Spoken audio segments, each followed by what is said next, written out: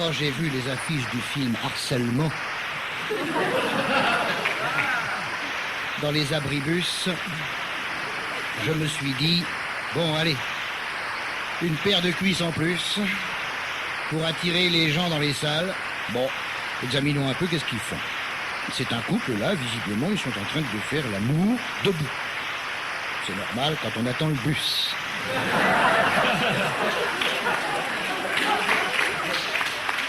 C'est normal quand on attend le bus. Je ne pense pas que les enfants furent choqués par cette affiche. Une fois, j'ai entendu un petit garçon dire à sa mère, « Dada, dada, dada, dada, qu'est-ce qu'elle fait la dame là ?» Et la maman a tranquillement répondu, « Bah, tu sais, son mari lui fait la courte échelle pour qu'elle aille probablement changer une ampoule. » Cette affiche me paraissait racoleuse et j'allais en dire du mal lorsque l'association aixoise Famille de France me contraignit à en dire du bien.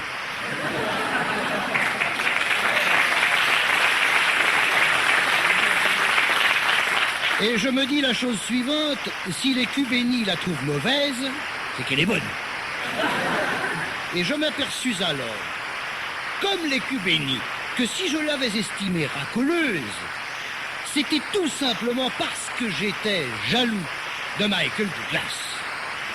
Ce qui prouve que je n'ai pas encore éliminé tous les épiphénomènes de mon éducation judéo-chrétienne, mais rassurez-vous, je me soigne. Oui, j'étais jaloux de Michael Douglas. Qui n'a pas rêvé, en attendant le bus pendant 20 minutes, de se faire escalader par la jolie femme qui est à côté de vous et qui vous regarde en se disant « Putain, si seulement il y avait une ampoule à changer ». Que de temps perdu à attendre sans rien faire, avec la mort au bout du chemin. Regardez, à la poste, par exemple, à la poste. Imaginez qu'une affiche nous enjoigne de nous sauter les uns les autres. Là, enfin, le slogan « Bouger avec la poste » prendrait tout son sens.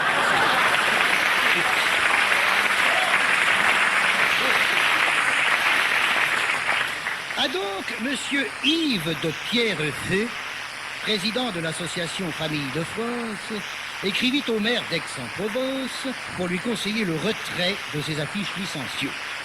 Le maire d'Aix, qui est socialiste mais pas téméraire, tendance Jospin, écrivit à Jean-Claude Decaux qui répondit « Je retire mes affiches, ça tombe bien, c'est aujourd'hui qu'on doit les enlever. » C'est vrai. Le tollé calotin envahit Arcachon et Versailles. Et grâce à Famille de France, des milliers d'appels téléphoniques demandent l'affiche condamnée. L'imbécile ignore que ce qu'il censure fait 100 fois plus de bruit que si personne n'en parle. Ouvrons le courrier. Monsieur Fonte, une fois de plus, les testicules qui vous tiennent lieu d'hémisphères cérébraux vous ont conduit à vous commettre dans la bassesse. Pour employer votre triste langage, je vous dirais que vous voyez le monde à travers un trou. Mais ça, j'ai pas inventé, je l'ai reçu, hein. Je l'ai reçu. À travers un trou. Je sais pas à qui, puisque c'était anonyme, mais c'est un...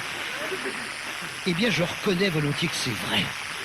Je vois le monde à travers un trou. Mais, en écartant les poils, sinon on voit que dalle.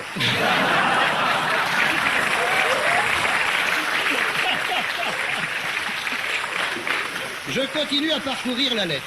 Sachez, monsieur, que pour un être normalement équilibré, il existe des plaisirs qui, eux, ne sont pas dégradants. C'est vrai. C'est vrai. Et là, je bats ma culpe. Vous la voyez, ma culpe? Eh ben, je la bats. Pour reconnaître qu'il y a des plaisirs moins dégradants. Par exemple, il y a les filles d'à côté. Tous les soirs, un feuilleton contre lequel aucune famille de France ne s'est jamais élevée. Pourquoi? D'abord, parce que dans les filles d'à côté, on fait changer les ampoules par des électriciens. Et ensuite, parce que l'atrophie du cerveau entraîne l'anorexie libidinale. Pour les enfants qui nous écoutent, ça veut dire que plus t'es con, moins tu baises, plus t'es con, moins tu suces.